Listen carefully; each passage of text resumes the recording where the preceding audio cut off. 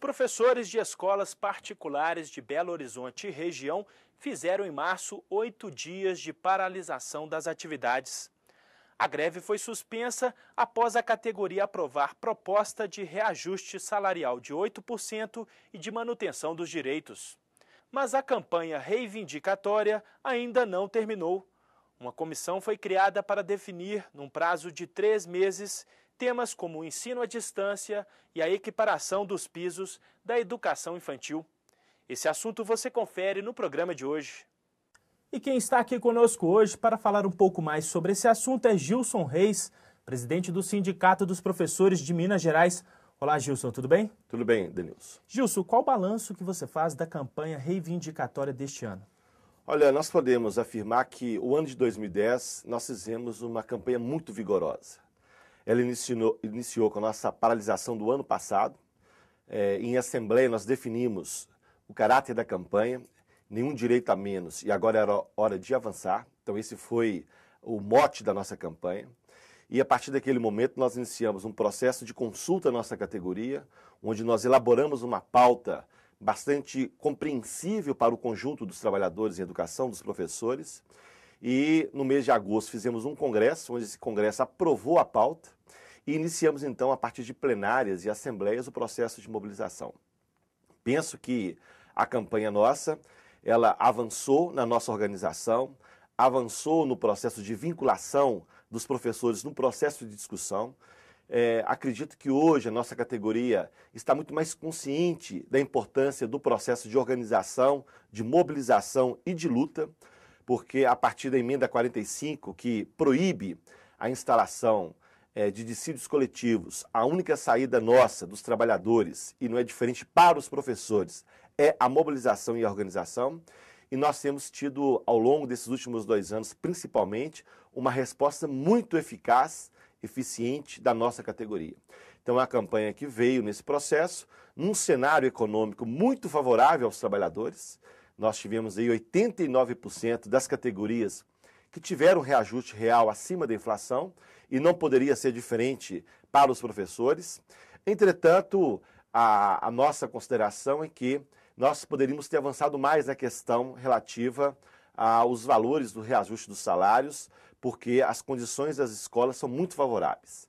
E nós, na Assembleia da última terça-feira, nós decidimos suspender a greve. Então, nós continuamos a campanha salarial, onde nós temos agora 5 pontos que serão discutidos entre a comissão do Simpre e a comissão do Sinep, que tratarão de assuntos que para nós também são importantes no processo de campanha. Então, a nossa campanha não terminou, nós suspendemos a greve, tivemos esse reajuste de 8%, já assinamos a convenção coletiva, já está assinada, e agora queremos trabalhar nesses 5 pontos para que a gente possa avançar ainda um pouco mais na nossa organização e nos direitos consagrados na convenção coletiva. Daqui a pouco a gente vai falar sobre esses 5 pontos, Gilson. Agora, no ano passado e neste ano também, muitos pais e alunos enviaram mensagens de apoio às decisões da categoria. Isso pode ser um sinal, Gilson, também de que a sociedade começa a participar mais dos assuntos envolvendo a educação? Olha, eu penso que esta participação é decisiva. Por quê? A educação ela vive uma crise no Brasil. Nós viemos discutindo ao longo dos últimos anos uma necessidade de uma retomada em outro patamar na qualidade da educação, e essa qualidade vinculada à valorização dos profissionais em educação. Então, nesse sentido, eu penso que a sociedade como um todo vem observando essa decadência que vem ocorrendo. E nós temos, nesse processo de campanha eleitoral, uma situação nova para a nossa categoria. Nós temos visto que muitos professores e professoras estão abandonando a profissão, porque os salários são baixos, o desrespeito, a violência, o problema da saúde. Então vai acumulando vários problemas no seio, no meio da educação, e onde esses profissionais de alto gabarito, de grande qualidade, vão desistindo. E penso que a sociedade está compreendendo esse momento que nós estamos vivendo e, de alguma forma, está dando o seu apoio, manifestando a sua solidariedade ao processo de mobilização dos professores.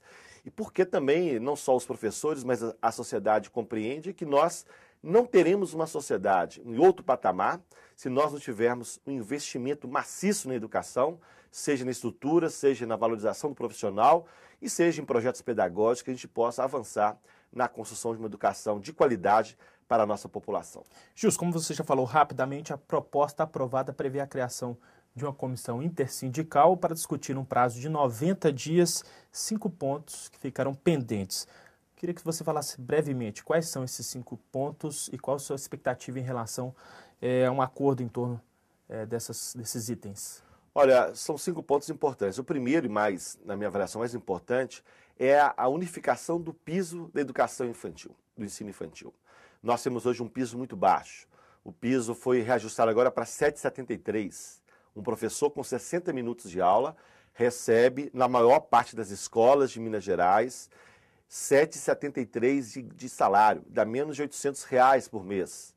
Então, é um salário muito baixo. Então, nós queremos unificar o piso, a primeira parte do piso infantil com a segunda parte, são 2 níveis. Então, esse é um grande desafio. As escolas podem pagar, cobram mensalidades caras e não pagam um salário digno aos seus professores e professoras. Queremos a regulamentação do ensino à distância, já que hoje a utilização da internet ela tem sido uma prática usual na educação. Então é preciso regulamentar essa relação da internet com a educação. Além disso, nós estamos discutindo um plano de seguro de vida aos professores, em função da violência que vem sendo envolvida a escola também privada. Além disso, 2 temas mais internos. É a questão da database, que nós precisamos, de forma bastante rápida, organizar a database em outro período. A nossa proposta é 1º de abril e também... Hoje é 1º de fevereiro, né? Justamente. E nós queremos também, nesse debate, colocar a nossa convenção para 2 anos, para que a gente tenha uma estabilidade melhor. E ao longo desses 2 anos vamos discutindo assuntos que são de interesse das 2 partes, do sindicato patronal e do sindicato dos professores, para ir ajustando a convenção coletiva. Gilson, eu vou convidá-lo para assistirmos a uma reportagem feita pela nossa equipe. Vamos lá? Assembleias lotadas, manifestações nas ruas e em portas de escolas e até uma aula pública sobre a mercantilização do ensino. Estas foram algumas das cenas marcantes da campanha reivindicatória dos professores das escolas particulares de Belo Horizonte. Ninguém consegue nada lutando sozinho. E essa questão da valorização pelas melhores condições de trabalho é fundamental a união da categoria. Para garantir seus direitos, os professores paralisaram as atividades entre os dias 22 e 29 de março.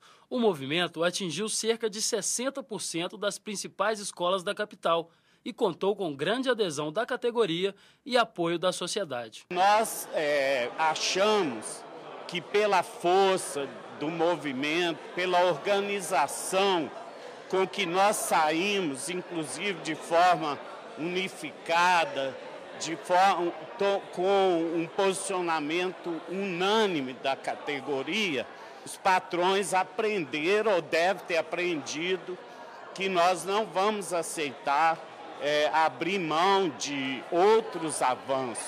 Diante da efetiva mobilização, os docentes conquistaram um reajuste de 8% e a manutenção dos direitos da categoria, com a assinatura da Convenção Coletiva de Trabalho.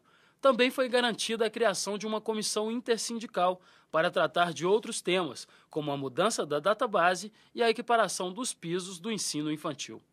Gilson, a categoria está pedindo a regulamentação da educação à distância, inclusive esse é um dos pontos, como você já disse agora há pouco, que vão ser discutidos, né, por essa comissão intersindical. Essa falta de uma legislação específica para essa modalidade de ensino traz quais impactos na qualidade da educação e no trabalho dos professores? Primeiro é preciso afirmar que já existe uma regulamentação do setor público e no setor privado não existe nenhuma regulamentação. O que está acontecendo hoje é que nós temos vários cursos superiores, principalmente, utilizando essa modalidade de ensino à distância como complemento da educação.